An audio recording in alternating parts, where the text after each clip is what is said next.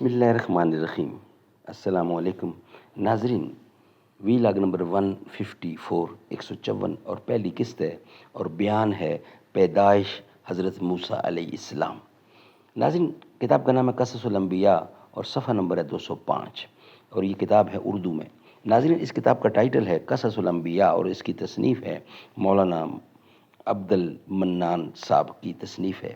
ناظرین، اس کتاب کے اندر حضور اکرم صلی اللہ علیہ وسلم سے لے کر حضرت آدم علیہ السلام کے سچے واقعات اور قصے بیان کیے گئے ہیں۔ قرآن و سنت کی روشنی میں ہماری کوشش ہوتی ہے کہ روزانہ کی بنیاد پر ایک واقعہ کم از کم آپ کی نظر کیا جائے۔ تو آج کا بیان ہے پیدائش حضرت موسیٰ علیہ السلام۔ نحمدہ ونصلی علی رسولہ الکریم، بسم اللہ الرحمن الرحیم۔ قیامت ہے کہ فطرت سو گئی اہل گلستان کی، نہ ہے بیدار دل پیری نہ ہمت خواہ برنائی۔ شرارے وادی ایمن کے تو بوتا تو ہے لیکن نہیں ممکن کہ پھوٹے اس زمین سے تخم سینائی۔ ناظرین، وی لاگ نمبر 154 پہلی قسط ہے اور بیان ہے حضرت موسیٰ علیہ السلام کی پیدائش کا۔ بعض تواریخ کے حوالے سے پتہ چلتا ہے، یعنی تاریخ کے حوالے سے پتہ چلتا ہے کہ ایک رات فرعون نے اپنے خواب میں دیکھا کہ وہ درخت عالم بالا پر گیا اور پھر سارا عالم اس کے زیر سایہ ہو گیا۔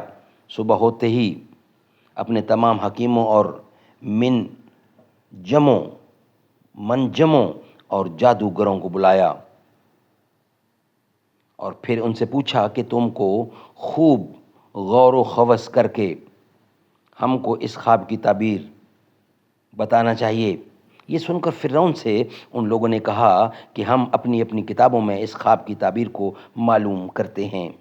چنانچہ ان لوگوں نے اپنے خیالات کے مطابق اپنی اپنی کتابوں میں خوب اچھی طرح غور کیا۔ پھر ان لوگوں نے آ کر فرعون سے کہا کہ قوم بنی اسرائیل سے ایک شخص ایسا پیدا ہوگا کہ تمہاری مملکت کو وہی خراب کرے گا اور تمام لوگ اس کے زیر حکم ہوں گے، یعنی ملک و میراث و نعمت کل اس کے ہاتھ میں ہوگی۔ یہ گفتگو اپنے منجموں کی سن کر فرعون بہت ہی ہراساں ہوا اور پھر بولا، وہ لڑکا کب پیدا ہوگا؟ وہ منجم کہنے لگے کہ 3 دن رات میں وہ لڑکا اپنے باپ کی پشت سے مادر رحم میں آوے گا۔ یہ سن کر فرعون نے گھبراہٹ محسوس کرتے ہوئے حکم دیا کہ جتنے بنی اسرائیل ہیں، آج سے کوئی بھی اپنی بیوی کے ساتھ ہم بستر نہ ہونے پائے، اور جو کوئی اس حکم کی خلاف ورزی کرے گا تو اس کو مار ڈالوں گا۔ چنانچہ اس نے ایک ایک آدمی بنی اسرائیل کے گھروں میں متعین کر دیا اور فرعون کے ڈر کی وجہ سے بنی اسرائیل میں کوئی آدمی بھی اپنی بیوی سے مباشرت نہ کرتا مگر تقدیر الہی سے چارہ نہ تھا، اور باوجود اس تنبیہ اور تحدید کے اس 3 دن رات کے اندر جو نجومیوں نے کہا تھا، روز موعود میں وہ لڑکا یعنی حضرت موسیٰ علیہ السلام ماں کے شکم میں آ گئے، اور اس کی شرح یوں ہے کہ خاتون نام عمران کی بی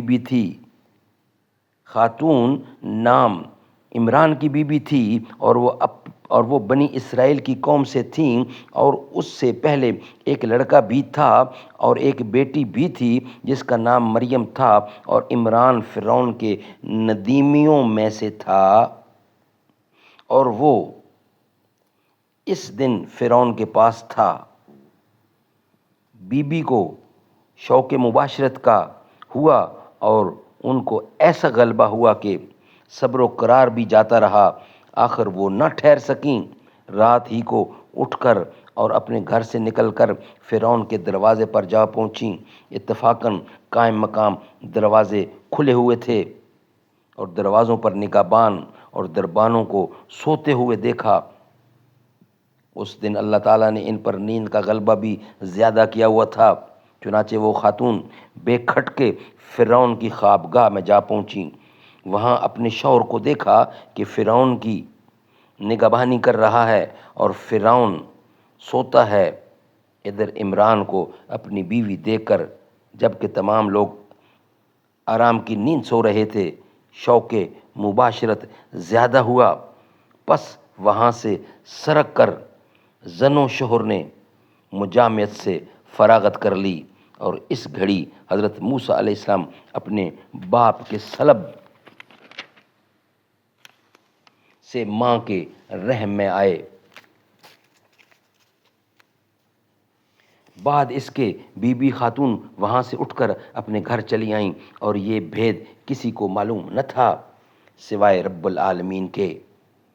وہ تو ہر بھید کو اچھی طرح جانتا ہے، بلکہ وہ تو ظاہر و باطن چیزوں کی خبر رکھتا ہے۔ پھر جب صبح ہوئی تو فرعون نے اپنے نجومیوں کو طلب کیا اور ان سے پوچھا کہ بتاؤ وہ لڑکا پیدا ہوا یا نہیں؟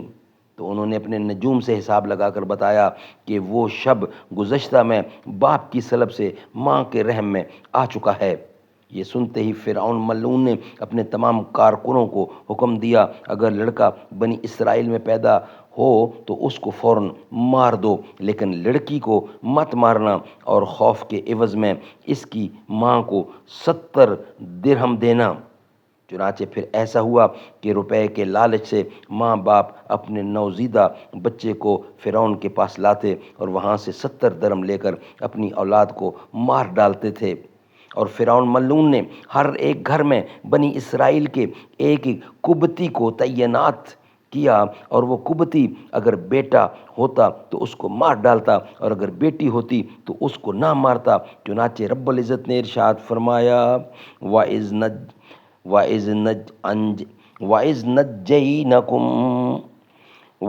نَجَّيْنَكُم مِّنْ آلِ فِرْعَوْنَ يَسُومُونَكُمْ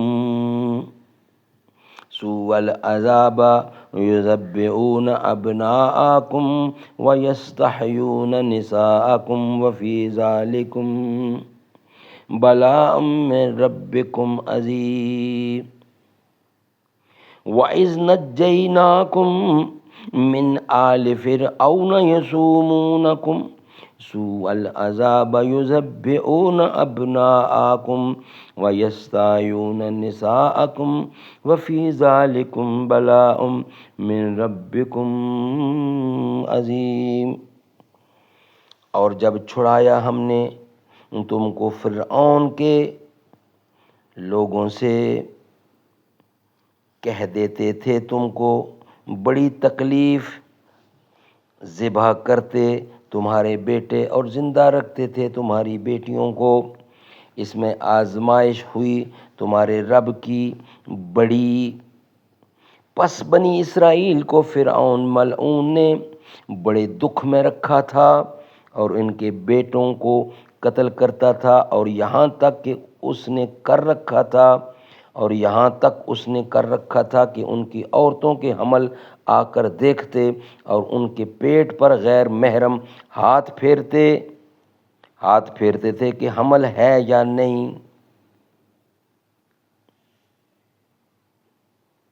ناظرین، یہ ویلاگ ہم یہاں ہی کمپلیٹ کر رہے ہیں۔ انشاءاللہ باقی حصہ نیکسٹ ویلاگ کی صورت میں انشاءاللہ ہم آپ کے سامنے رکھیں گے۔ یہ ویلاگ ہمارا یہاں ہی مکمل ہوتا ہے۔ یہ بیان ابھی لمبا ہے، انشاءاللہ پورے کا پورا ہماری کوشش ہوگی کہ آپ کے سامنے رکھا جائے۔ یہ بیان بہت دردناک یہ بیان ہے، لیکن انشاءاللہ پورے کا پورا ہم آپ کے سامنے رکھنے کی کوشش کریں گے۔ یہ بیان تھا پیدائش حضرت موسیٰ علیہ السلام۔ آغاز ہو چکا ہے، انشاءاللہ ہم آپ کے سامنے پورا بیان شیئر کریں گے۔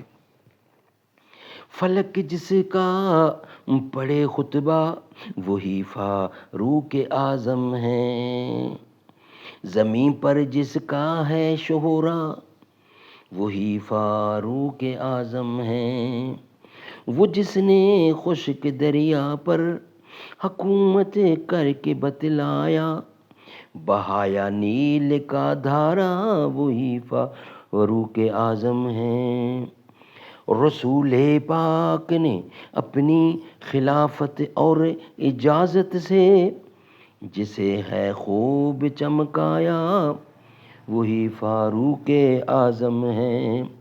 میرے صدیق اکبر کی نیابت جانشینی کا بندہ ہے جس کے سر صحرا وہی فاروق اعظم ہے۔ جسے بس دیکھ کر شیطان رستہ ناپ لیتا ہے جس سے کفر تھرایا وہی فاروق اعظم ہے۔ حکومت جس کی چلتی تھی ہواؤں اور پانی پر ہے کہتی مسجد اقصیٰ وہی فاروق اعظم ہے۔ فلک دن رات جھک جھک کر سلامی پیش کرتا ہے جس کا ہر طرف نہرا وہی فاروق اعظم ہے۔ قیام قادری صبح و مساء دربار پر جن کے فرشتے دیتے ہیں پہرا وہی فاروق اعظم ہے۔ فلک جس کا